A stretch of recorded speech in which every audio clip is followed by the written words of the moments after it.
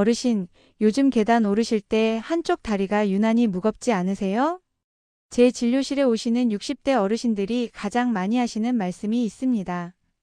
선생님, 요즘 다리가 예전 같지 않아요. 그런데 나이 들면 다 그런 거 아닌가요? 제 이름은 김서연입니다. 신경과 전문의로 일한 지 12년째입니다. 오늘 제가 이 영상을 찍는 이유는 단 하나입니다. 제 환자분들 중 너무나 많은 분들이 그때 알았더라면이라는 후회를 하시거든요.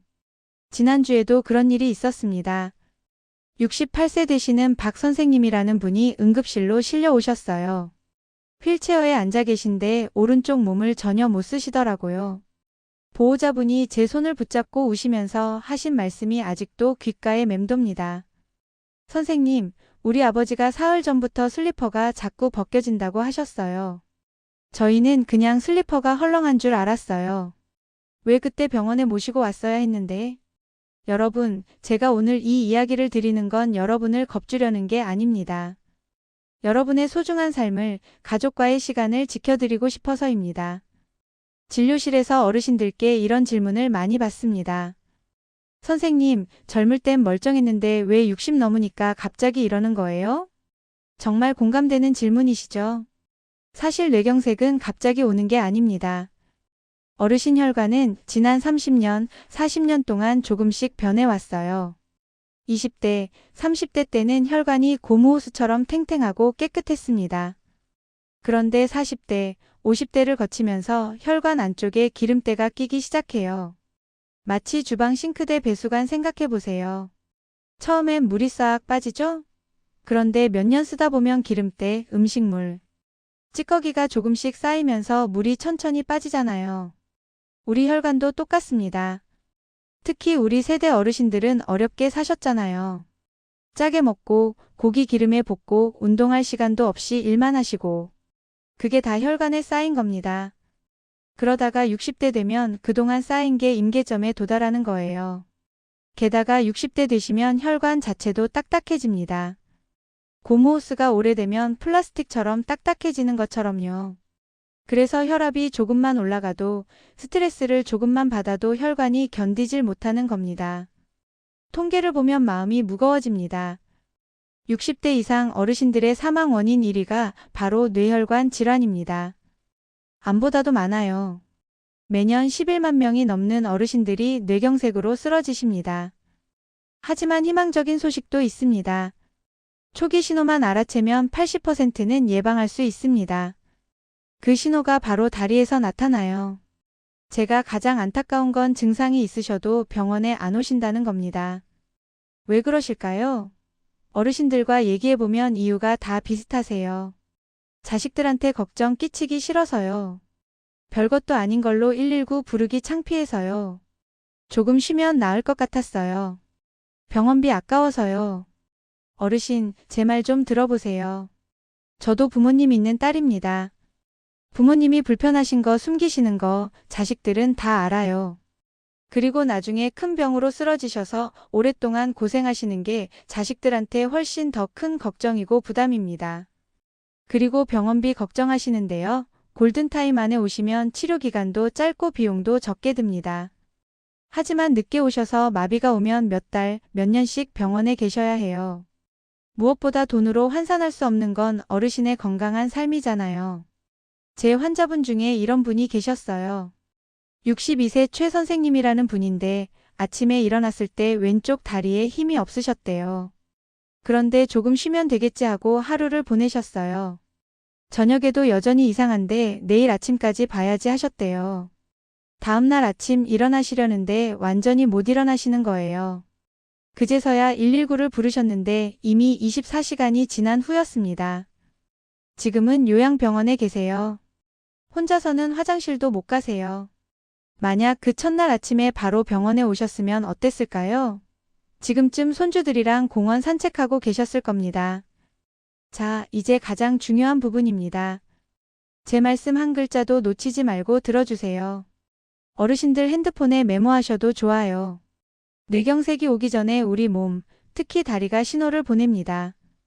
왜 하필 다리냐고요? 뇌에서 다리까지는 거리가 멀잖아요. 그래서 뇌혈관에 문제가 생기면 가장 먼저 다리에 증상이 나타나는 겁니다. 첫 번째 신호 계단 오를 때 한쪽 다리만 힘듭니다. 집 계단이나 아파트 계단 오르실 때 이상한 느낌 받으신 적 없으세요? 오른쪽 다리는 괜찮은데 왼쪽 다리만 무겁고 힘이 안 들어가요. 마치 다리에 쇠공을 달아놓은 것 같아요. 이거 운동 부족이 아닙니다. 양쪽 다리가 다 힘들면 체력 문제일 수 있어요. 하지만 딱 한쪽만 갑자기 그러면 이건 뇌에서 보내는 신호예요. 제 환자분 중에 이런 분이 계셨어요. 처음엔 왼쪽 무릎이 안 좋나 보다 하셨대요. 그런데 무릎은 안 아프신 거예요. 그냥 힘이 안 들어가는 거죠. 이게 바로 뇌에서 다리로 가는 명령이 약해지고 있다는 증거입니다. 두 번째 신호 양말 신을 때 발 감각이 이상합니다. 아침에 양말 신으실 때 한번 느껴보세요. 오른발은 양말 감촉이 선명하게 느껴지는데 왼발은 뭔가 무뎌요. 마치 두꺼운 수건을 한 겹 덧댄 것처럼 촉감이 둔한 거예요. 혹은 발 씻으실 때 물 온도가 한쪽 발은 따뜻하게 느껴지는데 다른 쪽은 미지근하게 느껴져요. 이거 발 자체의 문제가 아닙니다. 발에서 뇌로 올라가는 감각 신호를 뇌가 제대로 못 받고 있는 거예요. 당뇨 있으신 분들은 당뇨 때문에 그런가 보다 하시는데요. 당뇨 신경병증은 보통 양쪽 발끝부터 서서히 저려오거든요. 근데 뇌경색 신호는 한쪽에만 갑자기 나타나요. 이 차이를 꼭 기억하세요. 세 번째 신호 걸을 때 자꾸 한쪽으로 쏠립니다. 복도나 길을 걸으실 때 가족들이 어머니 왜 자꾸 왼쪽으로 가세요? 이런 말 들으신 적 있으세요? 본인은 똑바로 걷는다고 생각하는데 몸이 자꾸 한쪽으로 기울어져요. 어지럽다고 하시는 분들도 많아요. 근데 이게 일반적인 어지럼증과는 달라요. 빙빙 도는 어지럼증이 아니라 몸의 중심을 못 잡는 느낌이에요. 걸으려고 하면 자꾸 벽을 짚게 되고요. 한 환자분이 이런 말씀을 하셨어요. 마트에서 카트를 밀고 가는데 자꾸 한쪽으로 카트가 쏠려요. 카트가 고장난 줄 알았어요. 카트 문제가 아니라 어르신의 균형 감각이 흔들리고 있던 거였죠. 네 번째 신호 슬리퍼가 자꾸 벗겨집니다. 이게 정말 많이 놓치는 신호예요. 집에서 슬리퍼 신고 다니실 때 한쪽 슬리퍼가 자꾸 벗겨져요. 이 슬리퍼 좀 작나 보네 하고 새로 사는데 새 슬리퍼도 마찬가지예요. 자세히 보면 걸을 때 한쪽 발끝이 바닥을 살짝 끌고 있어요. 발목을 위로 들어올리는 힘이 약해진 거예요. 이걸 의학 용어로 조카수라고 하는데 뇌경색의 아주 전형적인 초기 증상입니다. 신발이 안 맞나 보다, 나이 들어 발목 힘이 없나 보다 이렇게 넘기시면 안 돼요. 발목 자체는 괜찮은데 뇌에서 발목으로 가는 신호가 약해진 거거든요.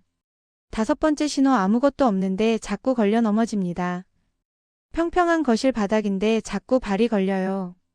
일주일에 두세 번씩 넘어질 뻔해요. 가족들은 조심하세요 하는데 본인은 조심하고 있거든요. 이거 부주의가 아닙니다.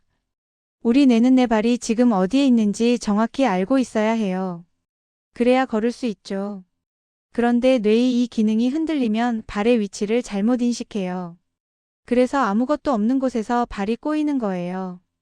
65세 이 선생님이라는 분은 한 달에 4~5번씩 넘어지셨대요. 내가 왜 이렇게 조심성이 없나 하셨는데 조심성 문제가 아니라 뇌 문제였던 거죠. 여섯 번째 신호 다리 힘 조절이 안 됩니다. 의자에 앉아 계시는데 한쪽 다리가 미세하게 떨려요. 혹은 계단을 내려갈 때 특히 불안해요. 다리에 얼마만큼 힘을 줘야 할지 감이 안 잡히거든요. 우리가 걷거나 계단을 오를 때 뇌는 굉장히 정교한 조절을 해요. 지금은 30%만 힘줘, 지금은 80% 힘줘 이런 식으로요. 근데 뇌연류가 불안정하면 이 조절이 안 돼요.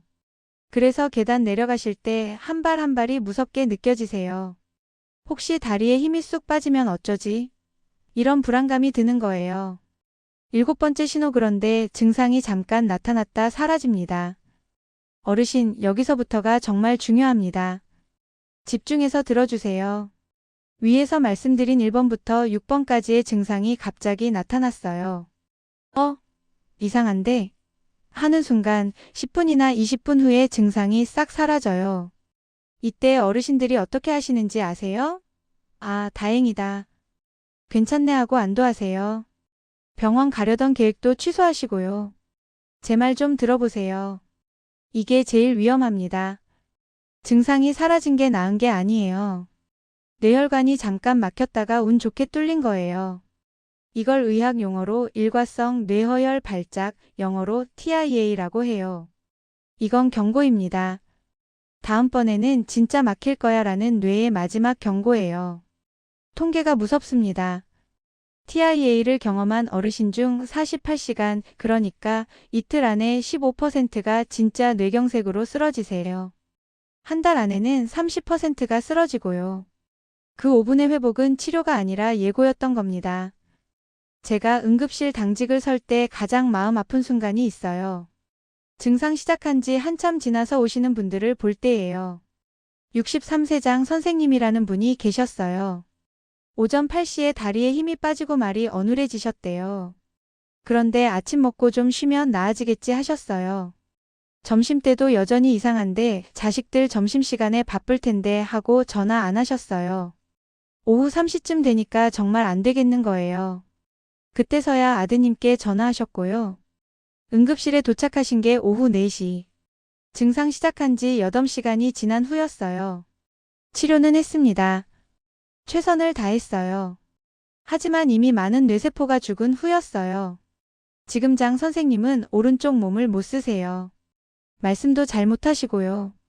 만약 그 오전 8시에 바로 119를 부르셨으면 어땠을까요? 지금쯤 손주들 유치원 등원시키고 계셨을 거예요. 뇌경색 치료의 골든타임은 3시간입니다. 증상 시작하고 3시간 안에 병원에 오셔야 혈전 용해제를 쓸 수 있어요. 이 약이 막힌 혈관을 뚫어주거든요.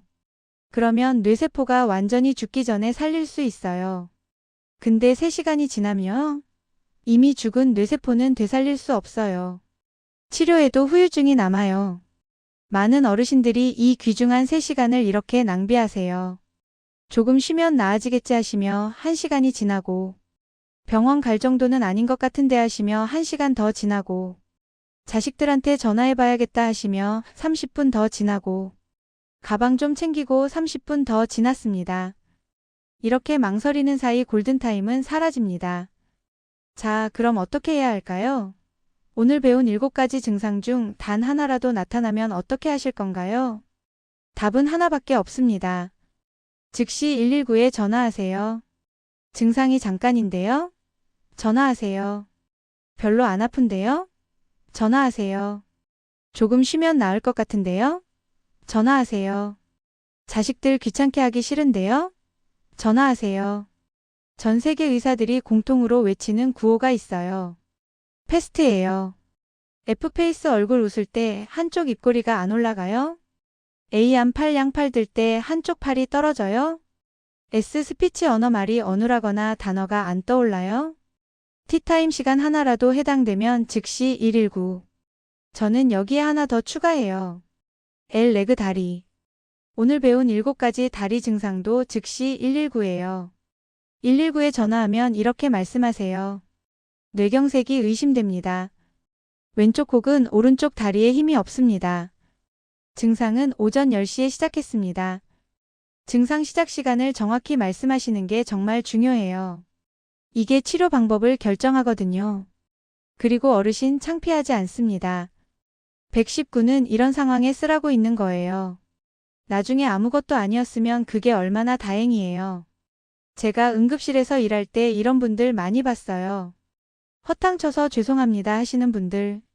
제가 뭐라고 하는지 아세요? 다행입니다. 언제든 다시 오세요예요. 매일 아침 3분 만에 스스로 체크하는 방법을 알려드릴게요. 예방이 최고의 치료잖아요. 매일 아침 3분만 투자해서 스스로 체크해보세요. 이거 돈 한 푼 안 들어요. 아침 자가 체크 3단계예요. 첫째, 화장실 거울 앞에서 팔 들어 올리기입니다. 양팔을 동시에 쭉 들어 올려보세요. 한쪽이 덜 올라가거나 떨리나요? 그럼 바로 체크하셔야 해요. 둘째, 양말 신으면서 발 감각 확인하기입니다. 양말 신을 때 양쪽 발의 촉감이 똑같은지 느껴보세요. 한쪽만 무디지 않나요? 셋째, 방 한쪽 끝에서 반대쪽 끝까지 걷기입니다. 천천히 걸으면서 중심을 잘 잡는지, 한쪽으로 쏠리지 않는지 확인하세요. 이 세 가지만 매일 아침 하셔도 조기 발견할 수 있어요. 어르신들이 제일 궁금해하시는 게 뭘 먹어야 해요? 예요. 비싼 영양제 필요 없어요. 매일의 식탁이 약입니다. 꼭 드셔야 할 것들 알려드릴게요. 일주일에 두세 번은 고등어, 삼치 같은 생선 드세요. 회로 드시거나 구워 드시면 좋아요. 이게 혈관 염증을 줄여줘요. 청국장이나 된장찌개 자주 드세요. 냄새 때문에 싫어하시는 분들 많은데 이게 혈전을 녹이는데 정말 좋아요. 병원에서 쓰는 혈전 용해제랑 비슷한 효과예요. 시금치, 케일 같은 녹색 채소 많이 드세요. 혈압을 자연스럽게 낮춰줘요. 토마토는 익혀 드시는 게 더 좋아요. 혈관 벽을 보호해 주거든요. 줄이셔야 할 것들은 다음과 같아요. 찌개나 국에 국물 딱 반만 드세요. 나트륨이 혈압을 확 올려요. 치킨이나 튀김은 한 달에 한두 번으로 줄이세요. 혈관에 기름때를 끼게 해요. 소시지, 햄 같은 가공육은 가능하면 피하세요. 방부제가 혈관에 안 좋아요. 특히 60대 이후에는 바나나를 아침 공복에 드시지 마세요. 혈당이 급격히 오르면 혈관에 상처가 나요. 드시려면 식후에 반 개 정도만 드세요. 그리고 걸으실 때 이것만은 꼭 지키세요. 운동해야 한다는 건 아는데 뭘 해야 해요? 복잡하게 생각하지 마세요. 걷기면 충분해요. 하루 30분 약간 숨이 찰 정도로 걸으세요. 옆 사람이랑 대화는 할 수 있는데 숨이 좀 차는 정도요. 단, 이건 꼭 지키세요. 새벽 운동은 위험해요. 새벽에는 혈압 변동이 크고 혈액이 끈적해져서 뇌경색 위험이 높아요. 오전 10시 이후나 오후 3, 4시가 제일 안전해요. 겨울에 추운 날 갑자기 밖에 나가면 안 돼요. 혈관이 갑자기 수축해서 위험해요. 실내에서 준비 운동 5분 하고 나가세요. 혼자 운동하지 마세요. 가족이나 친구랑 같이 걷거나 안 되면 핸드폰 꼭 챙기세요. 이 영상 보시는 자녀분들께 말씀드려요. 부모님 건강 일주일에 한 번만 확인해 주세요. 전화하실 때 이렇게 여쭤보세요. 어머니, 요즘 걸으실 때 불편한 데는 없으세요?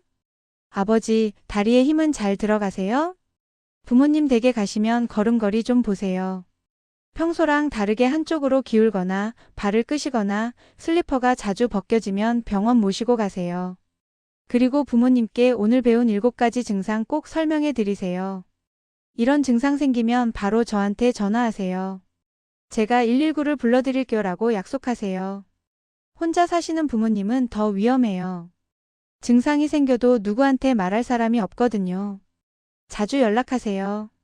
여기까지 들으셨으면 마음이 무거우실 거예요. 겁도 나시고요. 하지만 희망적인 얘기도 있어요. 뇌경색은 예방 가능한 병이에요.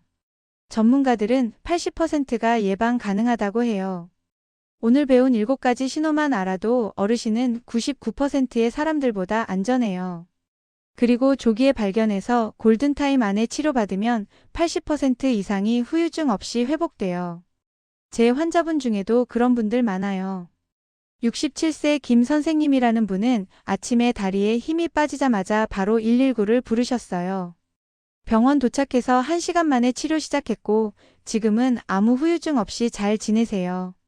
지난주에 외래 오셨을 때 선생님, 손주들이랑 등산 다녀왔어요 하시더라고요. 늦게 발견해서 마비가 와도 포기하지 마세요. 꾸준한 재활치료로 많이 좋아지세요. 제 환자분 중에 6개월 재활치료로 다시 걸을 수 있게 되신 분도 계세요.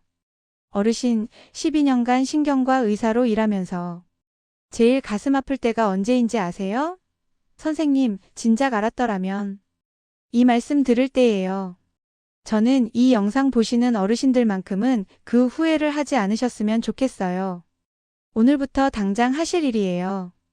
오늘 저녁 식탁부터 바꾸세요. 찌개 국물 반만 드시고 생선 한 토막 추가하세요. 내일 아침 3분 자가 체크하세요. 팔 들어 올리고 발 감각 확인하고 걸어보세요. 이번 주말에 자녀분들께 전화하세요. 오늘 배운 내용 얘기하시고 증상 생기면 바로 연락하겠다고 약속하세요. 그리고 혹시라도 정말 혹시라도 오늘 배운 7가지 증상 중 하나라도 느끼시면 1초도 망설이지 마시고 119에 전화하세요. 괜찮겠지가 생명을 앗아가고 혹시 모르니까가 생명을 구합니다. 어르신, 건강은 돈으로도 못 사요. 한번 잃으면 되돌릴 수도 없어요. 지금 가지고 계신 건강, 오늘부터 지키세요. 저는 의사로서, 그리고 부모님 둔 딸로서 어르신들의 건강한 노후를 진심으로 응원합니다. 여러분이 앞으로도 건강하게 손주들과 시간 보내시고, 좋아하시는 취미 생활 하시고 친구분들과 여행 다니시길 바랍니다. 이 영상이 도움되셨다면 구독과 좋아요 눌러주세요. 하지만 더 중요한 건 주변의 어르신들께 이 영상 공유해 주시는 거예요. 어르신이 오늘 누르는 공유 버튼 하나가 누군가의 인생을 구할 수 있어요. 건강하세요, 어르신. 감사합니다.